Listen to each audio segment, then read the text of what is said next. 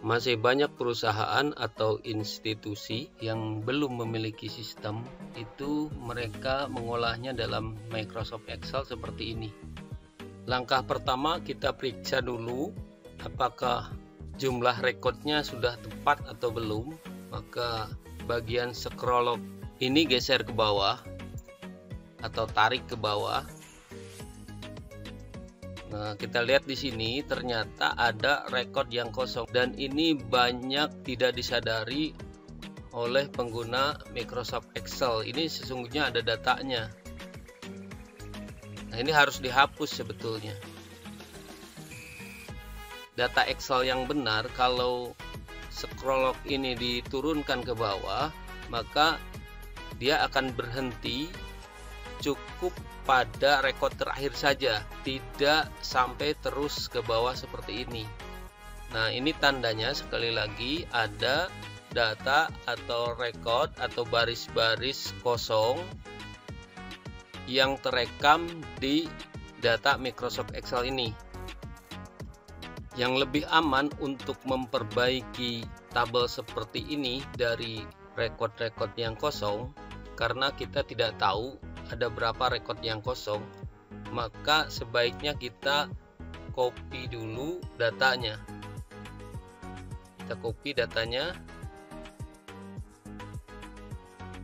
kemudian kita buka sheet baru dan pindahkan di sini atau paste di sini.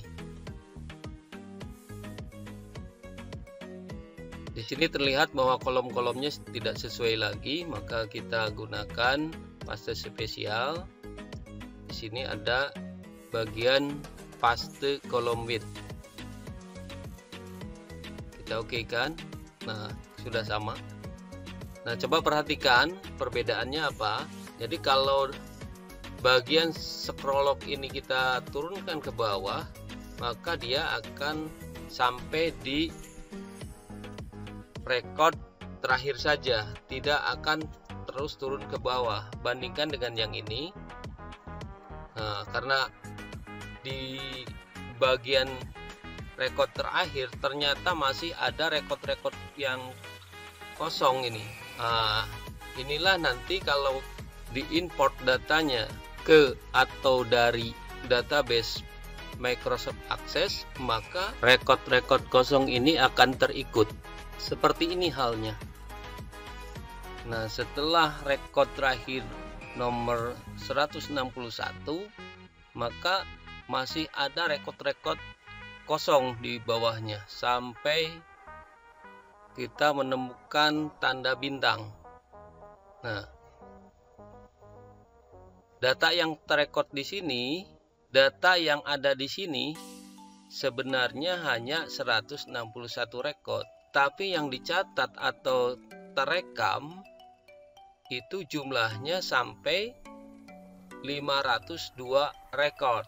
Ini tentu ada kesalahan waktu mengimpor data dari Microsoft Excel, di mana data Microsoft Excel tersebut belum diperiksa atau divalidasi apakah ada baris kosong atau tidak.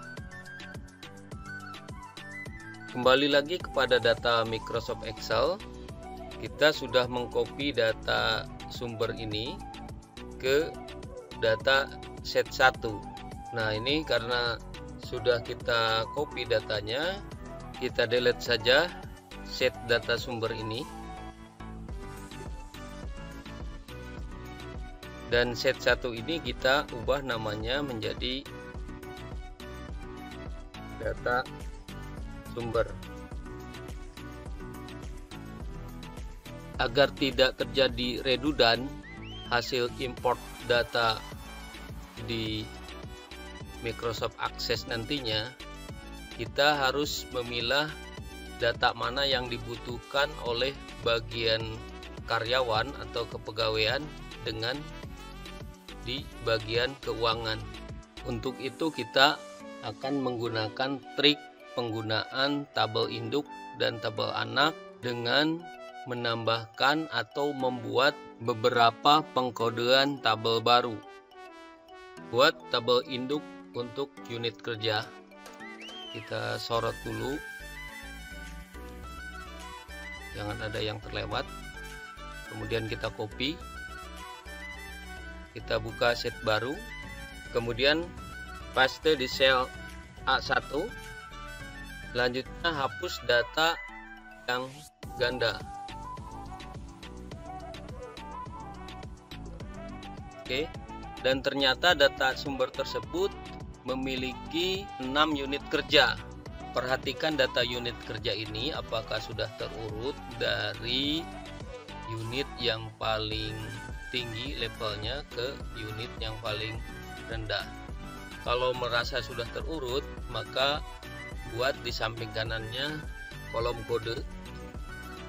Kemudian di bagian untuk isinya kita format dengan format teks, dan kita isi kodenya di sini. Misalkan untuk pusat 100, kemudian untuk produksi 200, dan untuk pemasaran kita lihat di sini ada beberapa bagian pemasaran, maka kita bikin di sini misalnya 301 terurut ke bawah seperti ini.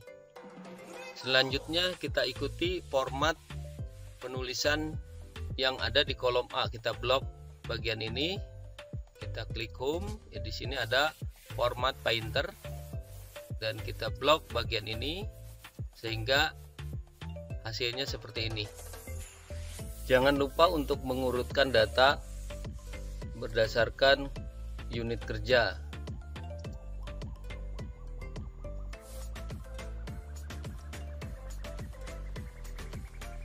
Unit kerja ini akan menjadi kunci untuk pemanggilan data dari sheet data sumber. Ubah nama sheet 1 ini menjadi unit kerja.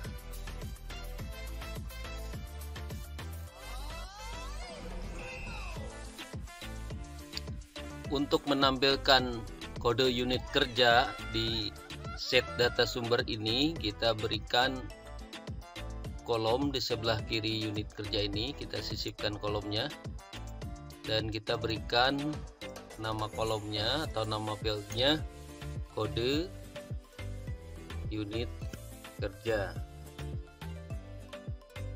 Kemudian kita gunakan fungsi VLOOKUP di sini. VLOOKUP sini ada, tinggal klik.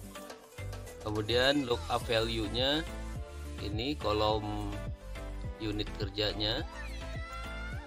Kemudian berikan tanda titik koma sesuai dengan yang ada di sini. Ini suruh memberikan tanda titik koma di sini. Di komputer lain mungkin tanda koma. Karena di sini diberikan titik koma, maka kita tuliskan titik koma. Kemudian tabel array-nya suruh ditunjukkan di mana tabel array-nya. Berarti di unit kerja. Kita blok tabel unit kerja ini, tidak beserta dengan headernya, cukup isinya saja.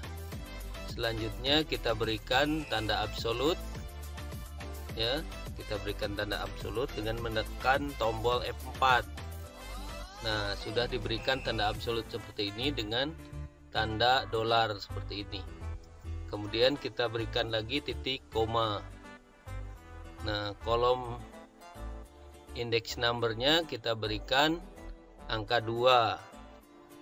Kenapa angka 2? Karena kolom kode ini berada di kolom kedua dari sheet unit kerja. Selanjutnya berikan titik koma, ya, cukup sampai di sini.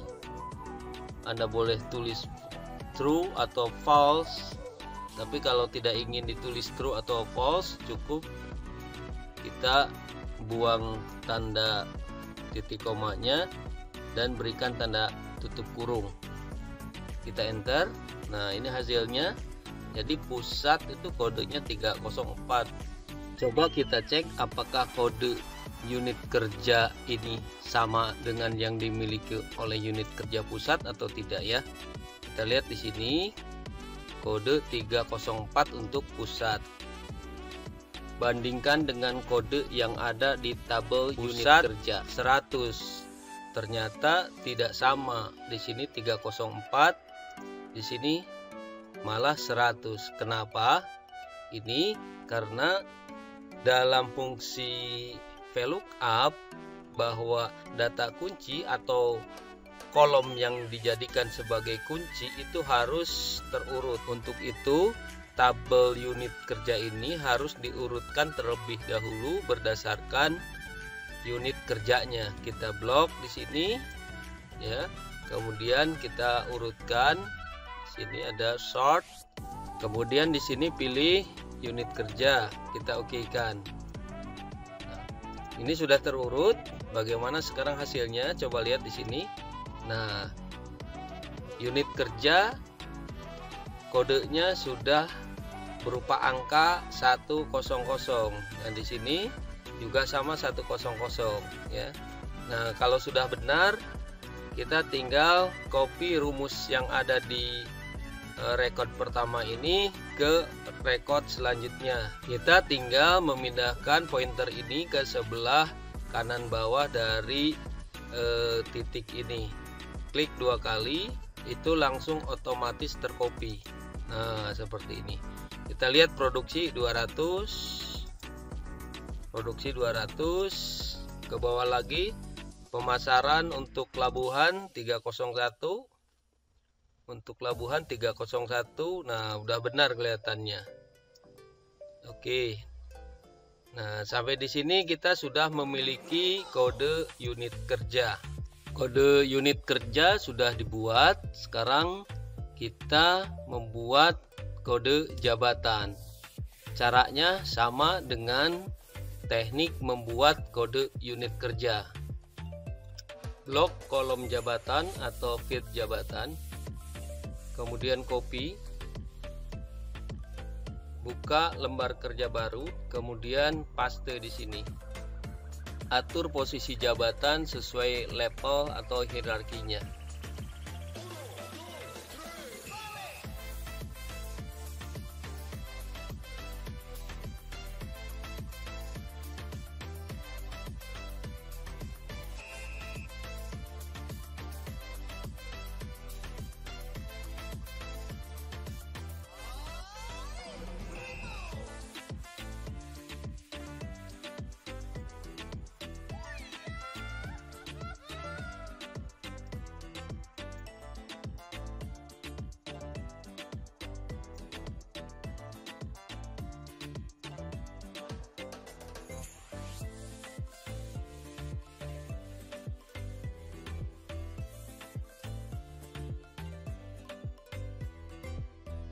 Perhatikan di sini masih ada data ganda atau double. Kita hapus saja data yang double ini. Jangan sampai ada jabatan yang double. Pastikan kembali apakah jabatan ini sudah terurut sesuai dengan level atau hierarki dari jabatan tertinggi ke jabatan yang paling rendah. Kita lihat di sini. Nah, di sini ada direktur utama seharusnya di bagian paling atas, maka ini pindahkan ke atas. Geser pointer atau pindahkan pointer ke bagian record atau nomor record dari record yang akan dipindahkan posisinya. Ini direktur utama, kita akan pindahkan ke bagian paling atas. Di sini pindahkan posisi pointer ini di sini, kemudian klik kanan, pilih cut, pindahkan pointer ke posisi record paling atas, kemudian klik kanan lagi, baru pilih insert cut cell. Nah, secara otomatis posisi record sudah berubah. Jika sudah yakin bahwa jabatan ini sudah sesuai dengan levelnya, sesuai dengan hierarki dari mulai jabatan paling tinggi ke jabatan yang paling rendah.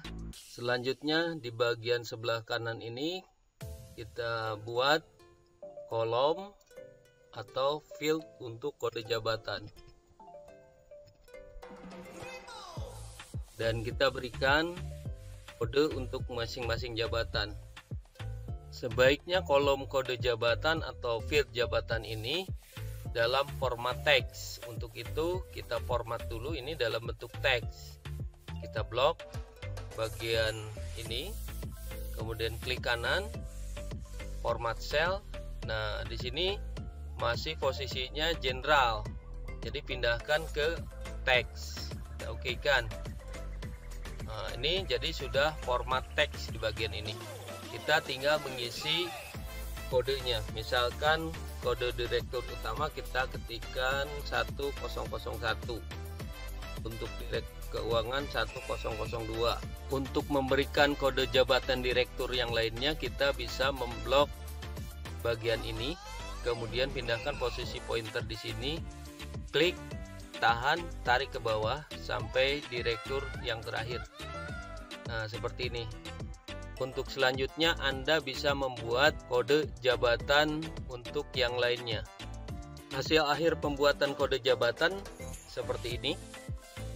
Kemudian kita berikan format agar lebih menarik tampilannya.